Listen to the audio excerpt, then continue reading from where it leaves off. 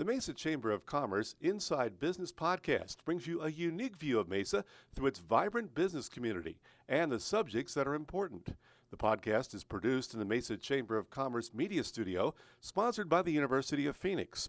Our podcast is hosted by Mesa Chamber of Commerce CEO Sally Harrison. Please enjoy this episode of the Mesa Chamber Inside Business Podcast. Hey, thank you for joining us here on the Inside Business Podcast. My name is Bob Nelson. I am your host for this episode, and joining us today is Jonathan Baldock. Jonathan works in an advisory role for Social HP. With 10 years of experience at LinkedIn serving customers like Accenture, JP Morgan Chase, Johnson & Johnson, PepsiCo, IBM, amongst others, he is a highly skilled in social media sharing best practices, utilizing data to build evergreen marketing channels, and he is an expert social media recruitment, sales, and marketing strategist. Welcome to the podcast, Jonathan. Hey, thanks, Bob. Appreciate you having me on. Before we get too deep, I want to say thank you. You recently hosted a virtual Zoom with a bunch of Mesa Chamber members, specifically around LinkedIn, because you've got a lot of experience there. Thank you for doing that. And I kind of want to just get started. There was something you talked about in that I think warrants a little bit of extra sort of emphasis, if you will, and that's the customer's journey. Talk a little bit about that. So yes, the customer's journey, or buyer's journey, if you will. So this is something that we regularly talked about with clients at LinkedIn, and it applies to every platform. And so to give you a quick example, let's say you and I, or you or I, are in the market for a car. We're going to be buying one perhaps in the next 6 months, whether that's our lease is ending or whatever it is. So the buyer's journey is usually not, I see an ad and then I'm going to buy. Meaning I'm not driving down the street and then I see an ad for a Chevy and then I'm like, oh, that's it. I've got to buy that Chevy. It's not that simple. So what we talk about with the buyer's journey is touch points. And the more times we can be in front of the customer with various different touch points, being top of mind with that customer, then that's really being involved in that buyer's journey. Because, for example, with Chevy, if for the 6 months leading up to my purchasing of my next car, they're doing an amazing job of showing me some of the different models, the great people that work there, what their value proposition is, the latest awards that they're winning. And then there's some things that they're touching on that are really important to me that I think, wow, like this is, whether it's I'm supporting American, whether I'm, they literally are building the cars down the street, people that I know, like they're reminding me about all the value points that maybe strike home. And then all of a sudden, I might have been thinking about some other car manufacturers. And when I'm ready 6 months from now they're like right at the top of my list. And that's really what it is about the buyer's journey. But that buyer's journey is different for everybody. Sometimes it might be just a few weeks. I do a bit of research, I talk to friends, and I see some ads, and then all of a sudden I'm kind of like, okay, I think I've got enough information. I'm ready to make my decision. Other times it could be a very long period of time. But the whole point of it is that we need a constant communication with our target audience. And this is not about convincing 7 billion people that your product or service is what they want to buy, unless you're Walmart or Amazon. You have a specific target audience. So it's really about working and communicating with that target audience. And so, for example, like on LinkedIn, where I used to work, there's 740 million LinkedIn members. If I'm selling whatever it is, elevators, 740 million people aren't in the market to buy an elevator. It's a very select audience.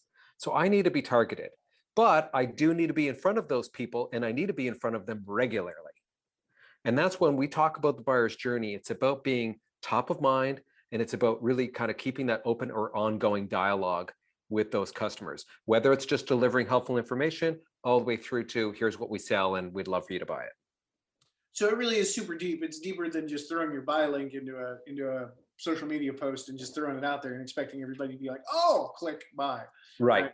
And then, this can be intimidating for a lot of business owners because they're like, okay, so now my new full-time job is posting articles, writing articles. Now I'm a copywriter and a journalist and I have to publish 6 books and I have to be a best-selling author. None of that's required. And then the other piece is, you could also think like, okay, to stay in front of my target audience, I'm just going to have to run like a relentless number of paid campaigns, whether they're, like paid ads on Facebook or Twitter or Instagram or on LinkedIn. Now I've got to have this huge budget. That's also not true. If you're on your own, you're a solopreneur, or you've got an employee base, think about who you're connected to in your networks. Yes, you're connected to some friends and colleagues, but you're also connected to your current customers. And more often than not, you're also connected to a lot of your future customers. So already just capitalizing on the networks you have or the networks you have access to through your employees, that's really, really, what I'm trying to drive at here is that this is the opportunity that you have at your fingertips. So let's talk a little bit about launching into this with some reasonable expectations. Obviously people shouldn't expect that, hey, I'm going to do this social campaign, it's going to net me 100 sales or what have you. Yeah. And there's some verbiage that we talked about before we started recording that I think fits very nicely into this. So talk a little bit about some of that earned media value and some of those other topics that fit into setting reasonable expectations for your social efforts. Yeah, and that's a great point to make, and I think hitting on that is a great note. So let's talk about those two things. One is the expectations. I put up a post.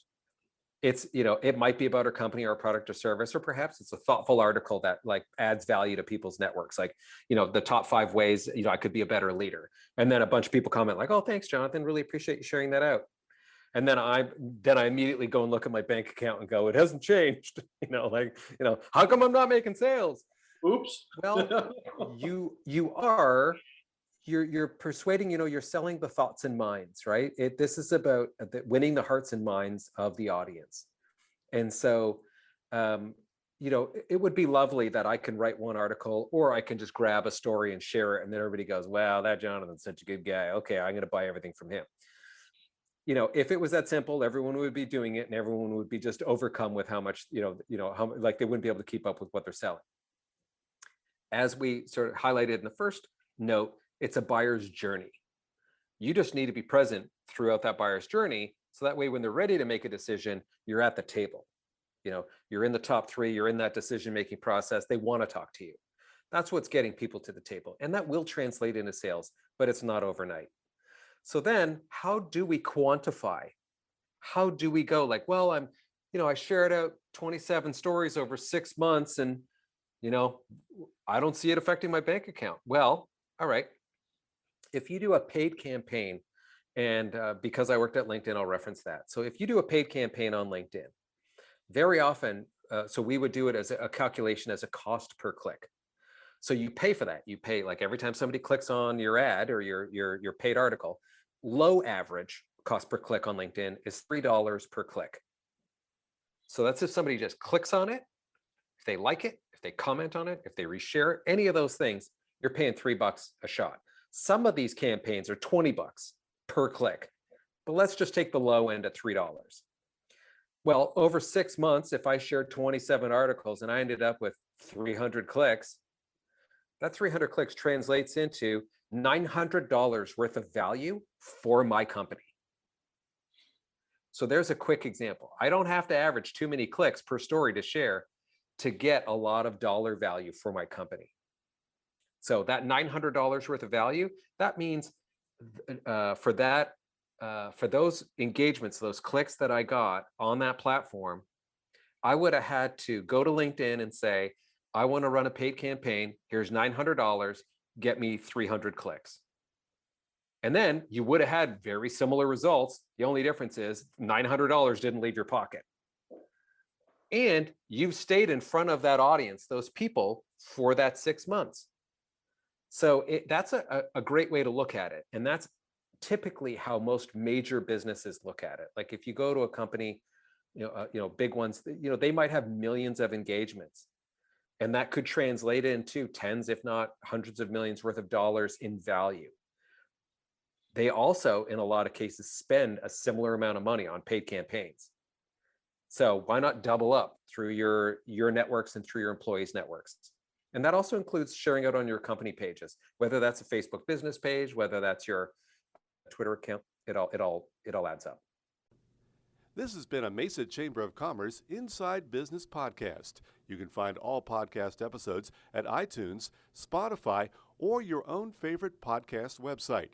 You can also find them online at mesachamber.org. Content of this podcast is copyright the Mesa Chamber of Commerce, unless otherwise noted.